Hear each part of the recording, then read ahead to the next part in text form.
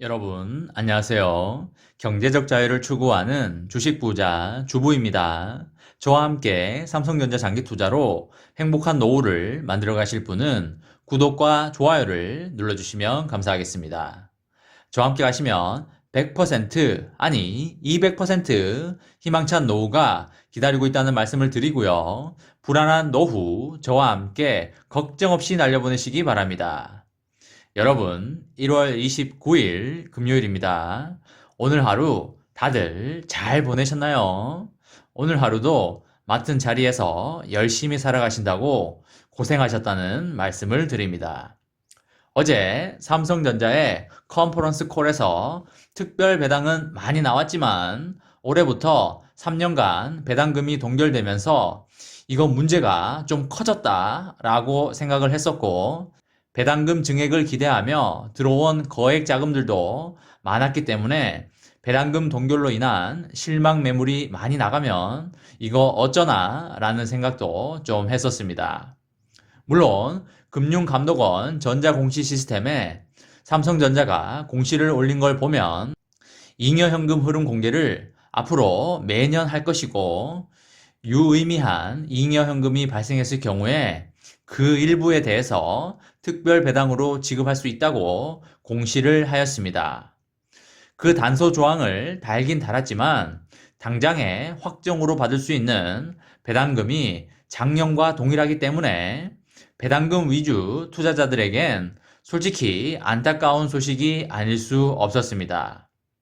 제 개인적인 생각으로는 매년 특별 배당 형식으로 지급하지 않을까 그렇게 생각을 하고 있습니다. 왜냐하면 이번에 특별 배당과 지난 4분기 정기 배당에 대해서 이재용 부회장 오너가가 받은 금액이 1조 정도 된다고 합니다. 그리고 앞으로 5년 동안 삼성 오너가가 내야 될 상속세가 매년 2조 원 정도가 되는데 정기 배당만으로는 상속세 재원 마련에 많이 부족할 것으로 보입니다.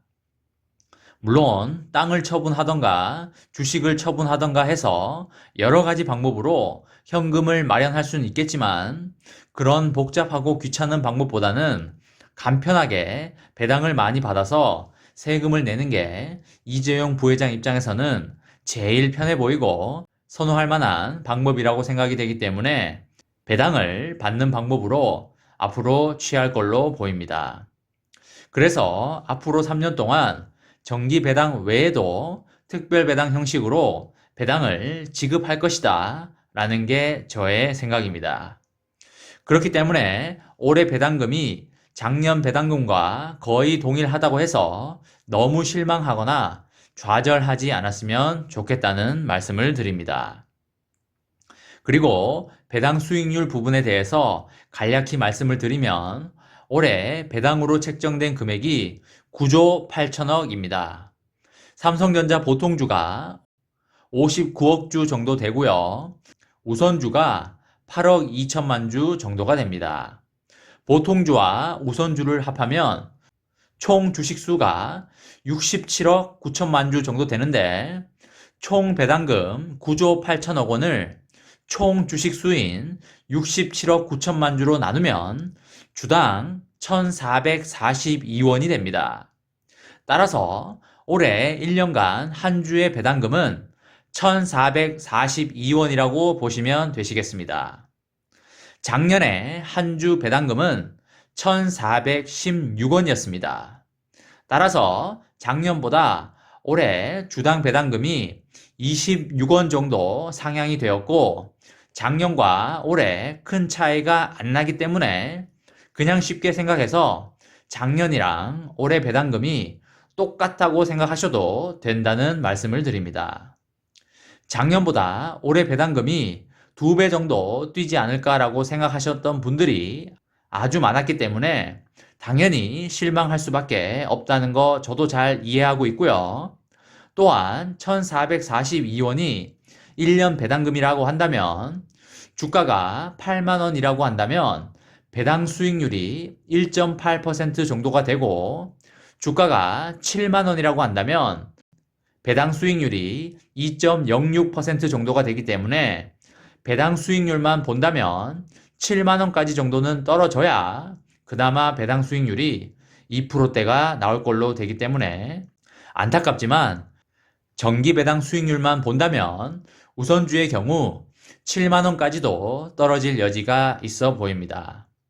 다만 서두에 말씀드린 것처럼 매년 특별 배당 지급 여부도 충분히 열려 있기 때문에 불확실하지만 그것 또한 감안을 하고 투자에 임하시면 좋으실 것 같다는 말씀을 드립니다.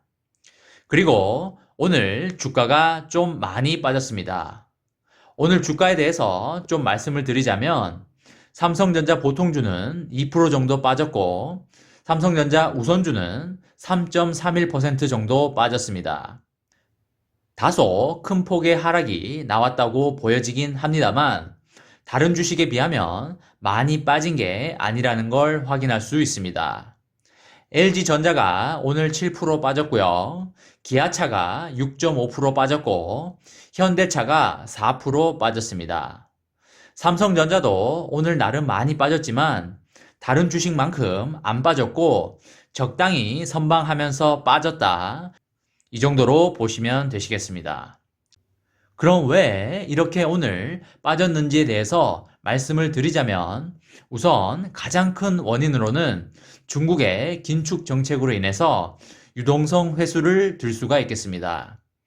중국이 판단하기에 지금 주식시장이 다소 많이 과열이고 주가도 과열이라고 판단을 하고 있는 듯 하고요. 그래서 중국의 명절인 춘절까지는 적어도 좀 빠질 수가 있으니 심사숙고해서 투자에 임하시면 좋으실 것 같습니다. 물론 미국이나 한국에서도 현재의 주식시장이 단기에 많이 올라왔고 과열이 많이 되어 있다고 생각을 하고 있는 상황이긴 하고요. 지속적인 유동성으로 주가를 밀어 올려 왔기 때문에 언제 유동성 회수를 할까에 대해서 사실 많은 생각을 해 왔었습니다. 중국인민은행에서 먼저 유동성 회수에 대해서 긴축 정책에 나서는 듯 보이는데 이런 긴축 정책 실시에 대한 투자 심리 위축으로 인해서 외국인들이 강한 매도를 보인다고 판단이 됩니다. 그리고 여러분들 중에 들어보신 분들도 있고 못 들어보신 분들도 있겠지만 게임스탑이라는 미국 주식의 공매도 관련해서 미국 개미들이 힘을 합쳐서 공매도 세력에게 엄청난 손실을 안겨주었고 그 공매도 세력은 추가 증거금을 메우기 위한 현금이 필요하기 때문에 매도를 해서 현금을 마련하고 있는 것도 하나의 이유가 되겠습니다. 그리고 더욱이 지난 12월보다도 환율이 많이 상승하고 있는 것 또한 외국인들의 투자 심리에 위축을 가져오기 때문에 외국인들의 매도세를 더욱 부추긴다고 보시면 되시겠습니다. 일단 여러분과 저는 삼성전자 투자자입니다. 주식시장에 여러 변수에 의해서 주가가 오르고 빠질 수 있는 건 아주 당연한 것입니다. 다만 여러분 삼성전자의 사업성에는 문제가 없는데 그 외에 경제 상황이나 주가 변동성을 일으키는 변수에 의해서 주가가 빠지는 것은 엄청난 호재인 걸 아셔야 합니다. 지금 삼성전자의 사업성에 대해서 전혀 문제가 없고 아주 순조롭게 잘 가고 있기 때문에 앞으로 장기적으로 주가가 오를 게 불보듯 뻔한 상황입니다. 다만 코로나 등으로 인한 유동성 장세로 주가가 단기간에 많이 올라온 것 또한 일부 사실이기 때문에 일부 유동성 회수 관련 투자 심리 위축으로 인해서 주가 조정은 어쩌면 당연하고 불가피한 것으로 보입니다. 이런 주가 하락 또한 얼마 가지 않을 것이며 당연히 바닥을 다지고 올라올 것입니다. 기업의 주가는 결국에는 그 기업의 펀더멘탈과 실적에 의해서 움직인다는 걸 여러분 반드시 아셔야 합니다. 다시 한번 말씀드리지만 이렇게 좋은 기업의 주가가 떨어지는 건 장기 투자자에게 돈을 벌 기회를 주는 것이고 엄청난 기회라는 걸 아시기 바랍니다. 제가 여러 번 말씀드리지만 단기 투자자는 삼성전자로 재미 보기 힘들고 다른 주식 하는 게 훨씬 재밌다는 말씀을 드립니다. 다른 주식을 해서 망해라는 소리가 아니라 실제로 단타할 거면 다른 주식 하는 게 훨씬 재밌습니다. 삼성전자는 길게 가져가면서 나중에 가서 큰 돈이 되는 개념으로 가져가셔야 되는 종목입니다. 오늘 같이 많이 빠지는 장은 돈 벌 기회를 주는 절호의 찬스라는 걸 아시고 꾸준히 매수하시기 바랍니다.